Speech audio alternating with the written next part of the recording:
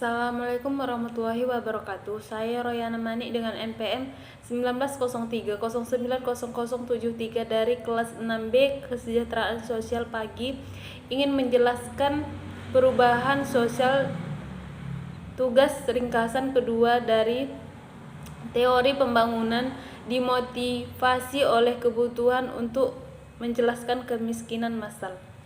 Ada kesepakatan luas bahwa pembangunan ekonomi berdasarkan teori modernisasi gagal membawa banyak harapan untuk pertumbuhan yang cepat.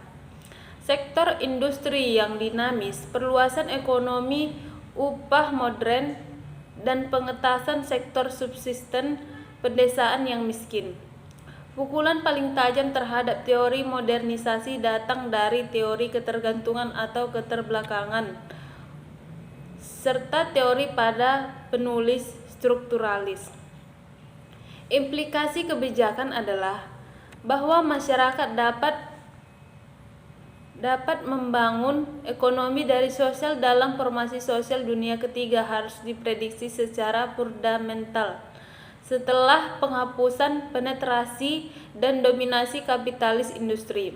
Pandangan ekonomi dunia pada akhir tahun 1970-an sampai awal tahun 1980-an, aliran pemikiran ketiga aliran ekonomi dunia mengajukan masalah pembangunan, bukan dalam pengertian pertumbuhan mandiri yang berkelanjutan yang diinginkan dan bukan dalam pengertian ketergantungan yang tidak diinginkan, tetapi dalam pengertian saling ketergantungan global yang diperlukan oleh modernisasi ke mode produksi. Aliran lain pendekatan kebutuhan dasar menggeser penekanan pembangunan dari perhatian tunggal dengan restrukturisasi ekonomi dunia ke restrukturisasi ekonomi domestik menuju tatanan ekonomi internal baru, terutama ditujukan pada pengentasan kemiskinan massal dan ketidakadilan sosial. Kata ketiga, masalah kemiskinan massal lebih dilihat sebagai konsekuen dari pola pertumbuhan ekonomi daripada tingkat pertumbuhan.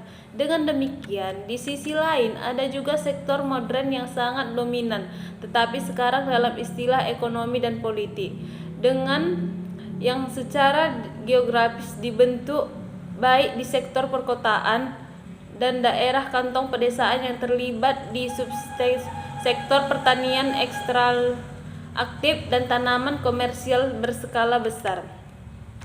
Tujuan penetrasi imperialis adalah untuk memastikan meningkatnya dominasi kapitalis secara produksi pertama.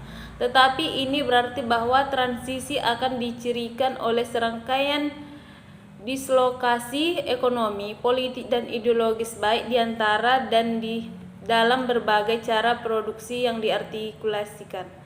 Ketika penetrasi imperialisasi campur tangan untuk menjamin persyaratan reproduksi dari mode kapitalis, selain itu pola spesifik penetrasi imperialis memiliki efek menciptakan bahwa bentuk-bentuk pembangunan ekonomi yang tidak merata dan terbatas khusus untuk formasi sosial dunia ketiga.